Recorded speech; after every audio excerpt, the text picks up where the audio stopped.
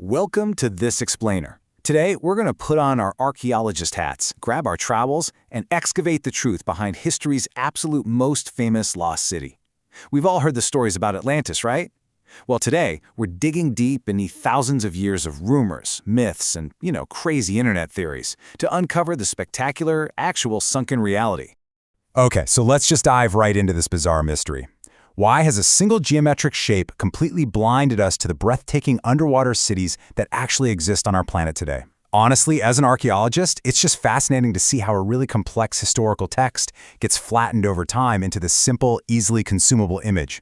We've essentially stopped looking for a real place and started hunting for a brand. I mean, just consider the Atlantis logo for a second. Those three perfect concentric circles of land and water, you know the one. Today, this shape is instantly recognized as the ultimate symbol of ancient perfection. You see it everywhere, from clickbaity YouTube thumbnails to massive budget documentaries, and of course all over conspiracy forums. But these rings have evolved from an ancient story into this powerful, totally unshakable logo. It's like a diagram of cosmic order that has completely hijacked our collective imagination. And this logo obsession? It is so incredibly strong that it completely overrides basic science.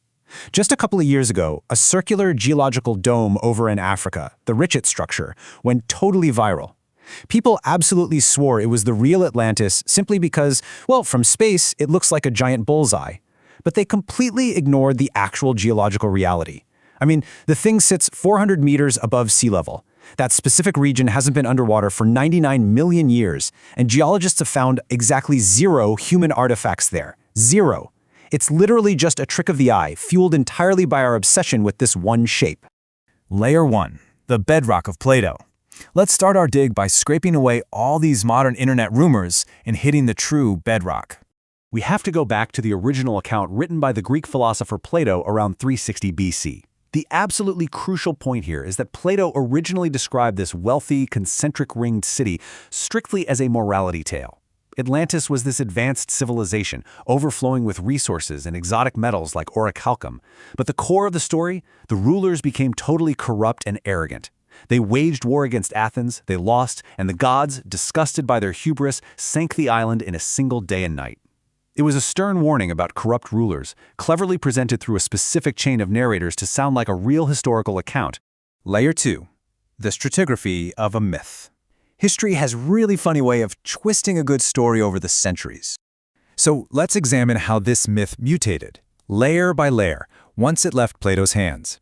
It brilliantly illustrates how every single era just projected its own cultural obsession right onto Atlantis. In 360 BC, like we said, morality tale. But by the 1400s, Renaissance architects are using it as a model for sacred geometry. By the 1660s, a scholar named Kircher maps it out to literally prove biblical floods.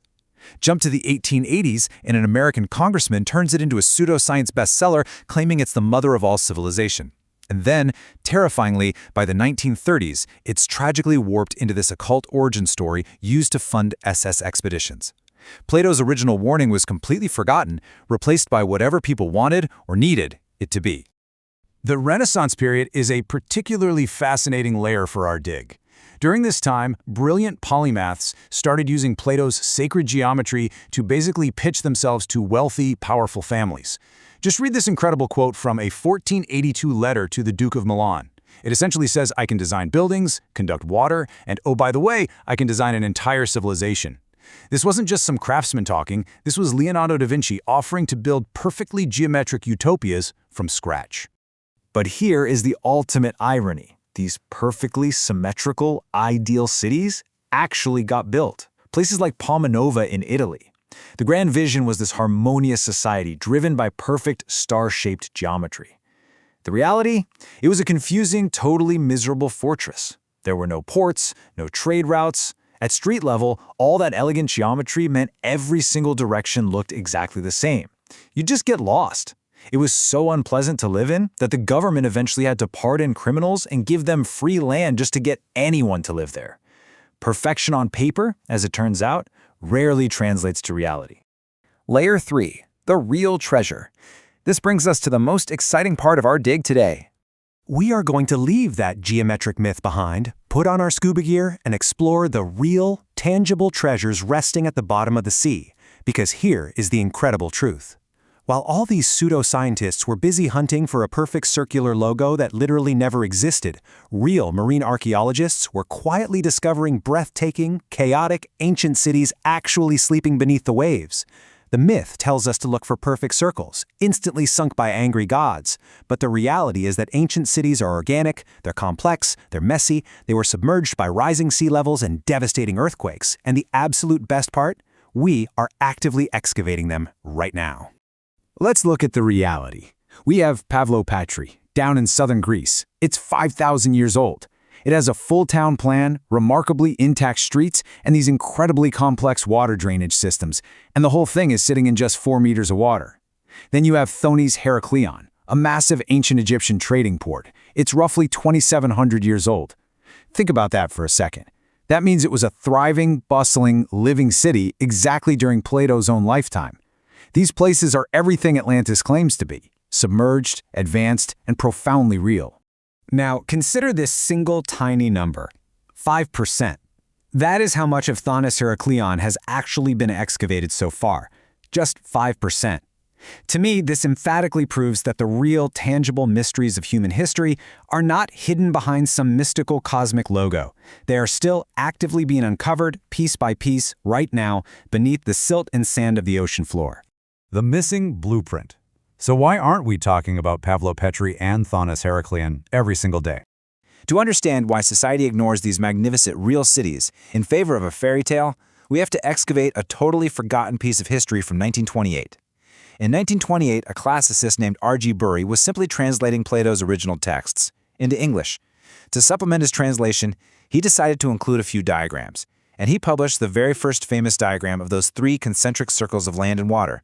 That one specific drawing cemented the shape in our collective minds forever. Boom, the birth of the modern Atlantis logo. But here's the wild part, the secret that almost no one knows about. Bury actually published a 3rd diagram in that exact same book. He zoomed way out on the city to show the surrounding landscape. But this 3rd drawing completely vanished from popular culture. It was basically erased from our modern memory, because it totally shattered the illusion of that perfect geometry. So what did this forgotten drawing actually show? It depicted a massive, messy, rectangular agricultural field. And I mean genuinely massive. We're talking 2,000 by 3,000 stadia, enclosed by a main canal, and intersected by a sprawling irrigation grid of 29 vertical and 19 horizontal cross trenches. It wasn't some magical cosmic circle at all. It was a highly complex, heavily engineered agricultural reality designed to feed a sprawling empire. When you map the true scale described by Plato, the reality of the text is just staggering. The central island with the temples was just 5 stadia wide. The outer rings spanned about 9 kilometers. But that agricultural field, it covered an area of millions of stadia. Millions. It was colossal. When you zoom out to look at the full blueprint, those famous concentric circles practically disappear.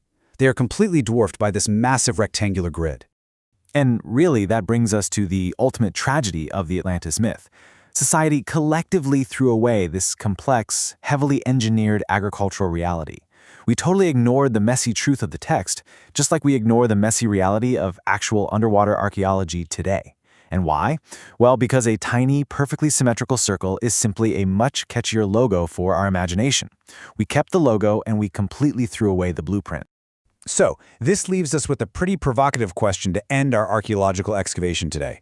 Are we so stubbornly obsessed with the illusion of perfect geometry that we are willing to completely ignore the spectacular, real history waiting for us at the bottom of the ocean? The real sunken cities are out there, guys. They're waiting to be explored if only we can stop looking for a logo. Thank you so much for joining me on this explainer. Keep digging for the truth and stay curious.